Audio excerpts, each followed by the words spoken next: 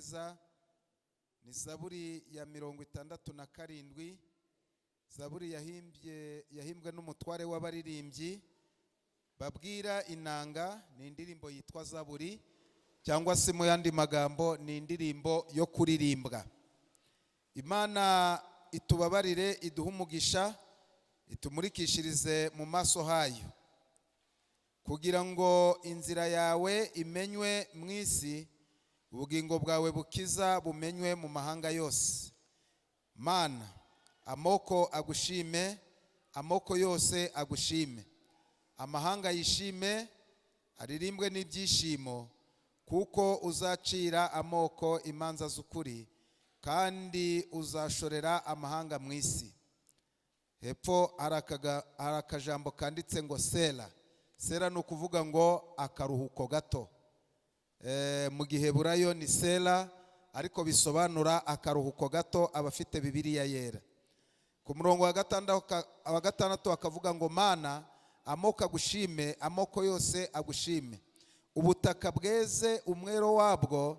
Imana niyo Mana yacu, izaduha umugisha. Imana izaduha umugisha, kandi abo ku mpera y'isi yose bazayubaha ijambo ry'Imana.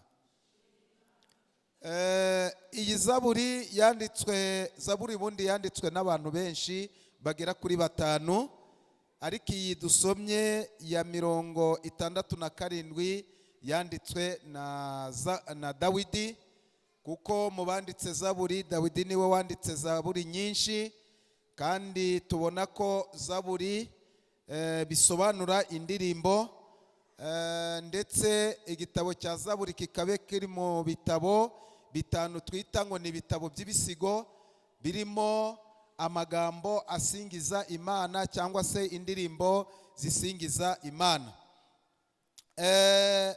Ahangaha rero ndashaka ko tuganira kuri bimwe ku mugaragu w'Imana witwa Dawidi, ibyamuranze, ndetse aho yagize intege nke, ndetse turareba ibibazo yaje kugira muri uko kugira intege nke, ibyamuteye ibibazo, ndetse turebe natwe icyo twamwigiraho nubwo bimeze bityo.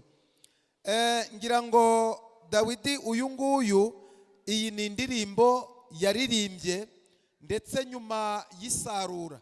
Ubundi mu muco w'Abayisiraheli hari uburyo bateye, iyo babaga bamaze gusarura bakoreshaga igitaramo cyangwa se igiterane cyo gushimira Imana, ibashimira umusaruro Imana yabahaye.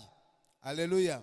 Ariko Bibiliya tubwira ngo Sawuli amaze kuba umwami ntabwo yagendanye n'Imana, kuko nawe yakoze ibyo yishakiye. Ariyo mpamvu Imana yaje guhagurutsa Dawidi imugira umwami, ndetse asimbuye Sawuli ku ngoma, ndetse imutoranya yari atazwi mu bahungu ba se Esayi. Imutoranya ari umuntu wari udafite igihagararo, wari udafite igitinyiro, ariko Imana iramutoranya kugira ngo abe umwami wa Isirayeli. Ubwo rero Isirayeli ibona umwami Imana yishimira kandi Imana yishyiriyeho. Uyu rero nubwo yabaye umwami wa Isirayeli, yabaye umuririmbyi. Haleluya. Kandi yari umunyapolitike, ariko aba umuririmbyi wo kuririmba, wo gusingiza Imana no kwerekana imbaraga z'Imana. Ikindi cya kabiri, aba n'umunyapolitike w'umunyembaraga, kuko yagombaga kurangiza intambara amahanga yahoraga abashoraho buri munsi.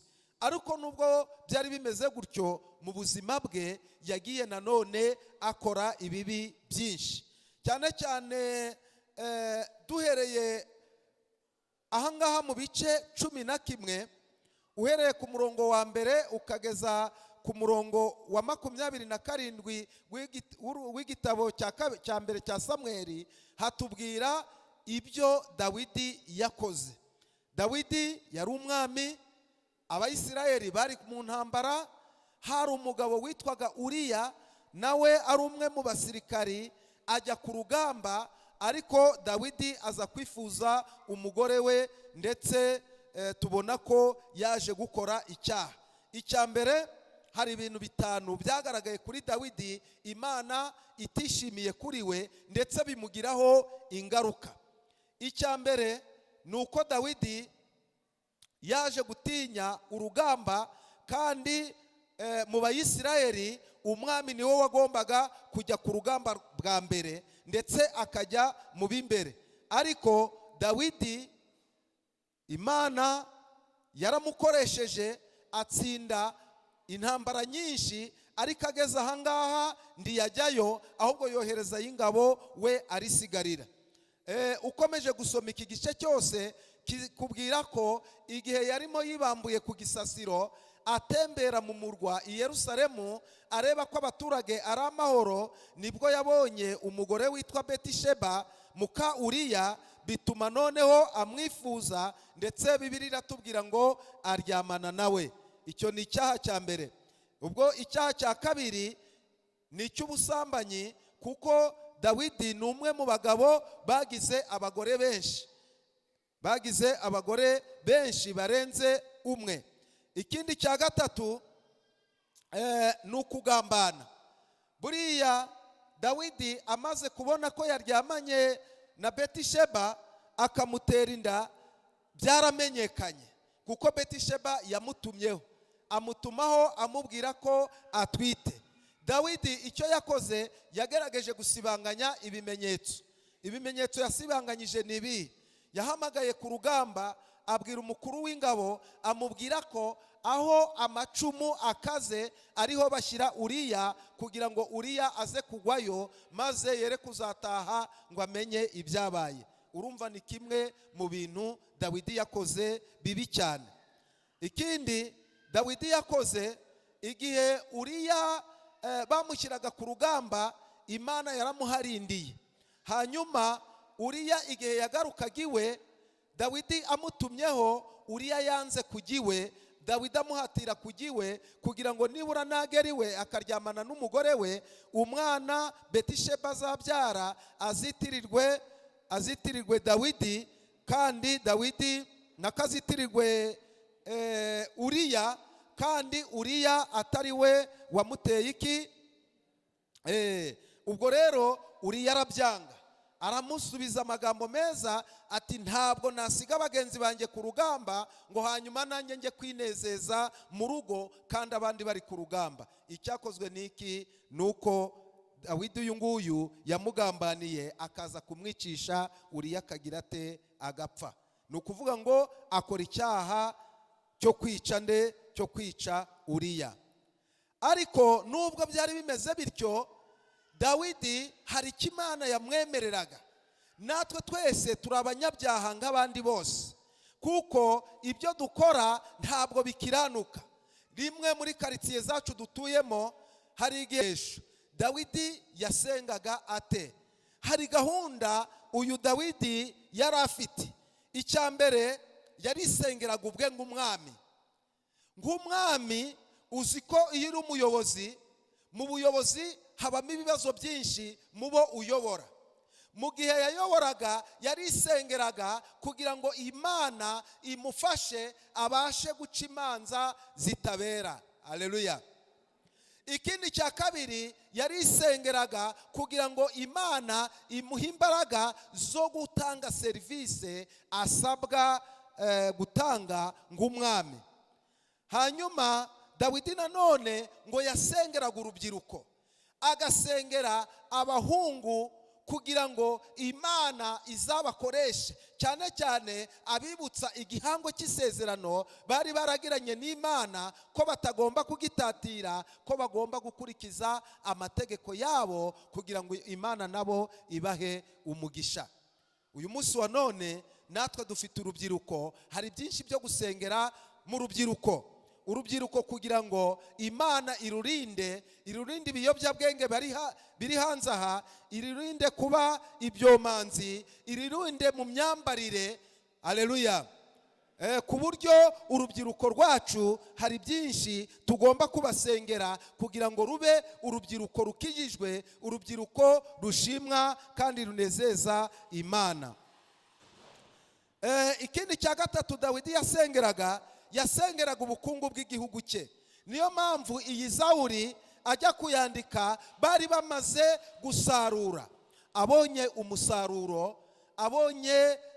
umusaruro basaruye, abonye ukuntu bagize uburumbuke, ashimira Imana. Haleluya.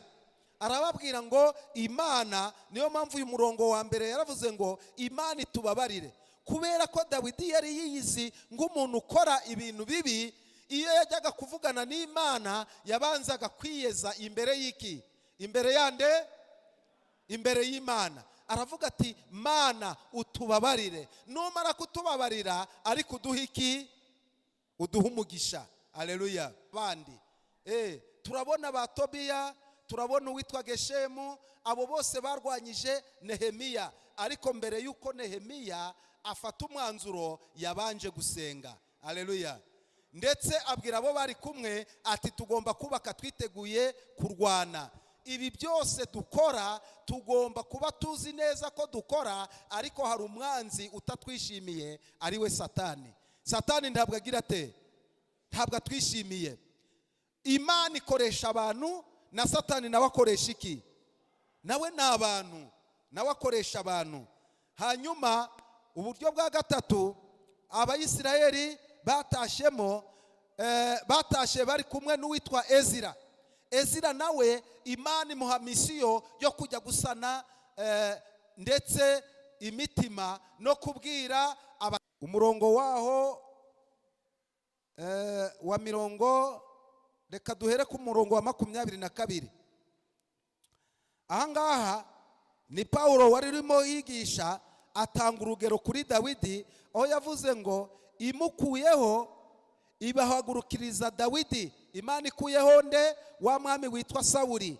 Ibahagurukiriza Dawidi, iramwimika, iramuhamya iti mbonye Dawidi mwene Yesayi, umuntu umeze nk'uko umutima wanjye ushaka, azakora ibyo nshaka. Imana ishobora gutoranya n'umwana muto utazi kuvuga akavuga, kugira ngo abantu bamenye ko hari iki? Ko hari Imana. Imana ikoresha abantu banyuranye mu buryo butandukanye. Hari abantu Imana yahaye impano z'ubuhanuzi kandi babikora neza kandi batandukanye, ndetse rimwe na rimwe hari naho ugera bakagupinga, bakagusuzugura. Yesu rero yatubereye urugero rwiza. Iyo usomye hano muri Yohana ibice 4 umurongo wa 34, Yesu yaduhaye urugero rwiza rwo kwicisha bugufi, kuko ahangaha Yesu yarimo avugana n'uriya Musamariyakazi. Ni umugani w'Umusamariyakazi. Hano ku bice 4 umurongo wa 34, Yesu ngo arababwira ati ibyo kurya byanjye ni ugukora ibyo uwantumye ashaka no kurangiza umurimo we. Haleluya.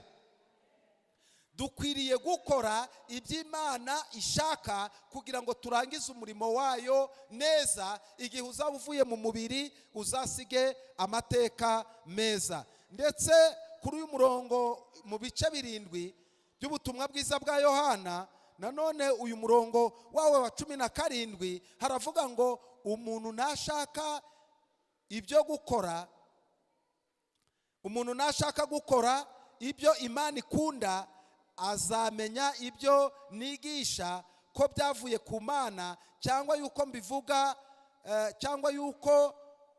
mbivuga ku bwanjye. Uyu ni Yesu wavugaga aya arabivuga neza. Ahangaha urwandiko rwa mbere rwa Petero ibice byaho ni 2 umurongo wa 15. Petero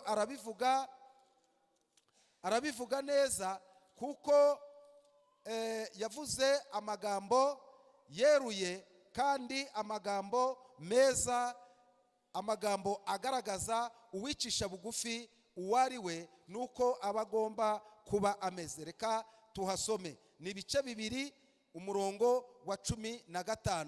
Haravuga ngo kuko ibyo Imana ishaka ari uko mubizibisha abantu b'abapfapfa batagira icyo bamenya, gukora neza kwanyu. Sinzi niba uyu murongo turi kuwumva. Uyu murongo uravuga gutya: ibyo Imana ishaka, hari abapfa